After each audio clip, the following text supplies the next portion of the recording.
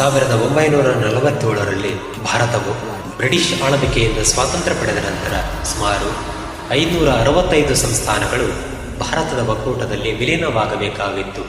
ಇವುಗಳಲ್ಲಿ ಹೈದರಾಬಾದ್ ಸಂಸ್ಥಾನವು ಸ್ವತಂತ್ರ ರಾಜ್ಯವಾಗಿ ಉಳಿಯಲು ಪ್ರಯತ್ನಿಸಿದ್ದರಿಂದ ಅಂದಿನ ಭಾರತದ ಪ್ರಧಾನಮಂತ್ರಿಗಳಾಗಿದ್ದ ಪಂಡಿತ ಜವಾಹರಲಾಲ್ ನೆಹರು ಹಾಗೂ ಗೃಹ ಮಂತ್ರಿಗಳಾಗಿದ್ದ ಸರ್ದಾರ್ ವಲ್ಲಭಭಾಯಿ ಪಟೇಲರು ತಮ್ಮ ಸೈನಿಕ ಕಾರ್ಯಾಚರಣೆಯ ಮೂಲಕ ಹೈದರಾಬಾದ್ ಸಂಸ್ಥಾನವನ್ನು ಹೇಗೆ ಭಾರತಕ್ಕೆ ವಿಲೀನಗೊಳಿಸಿದರು ಎಂಬುದನ್ನು ಈ ನಾಟಕವು ಬೆತ್ತರಿಸುತ್ತದೆ.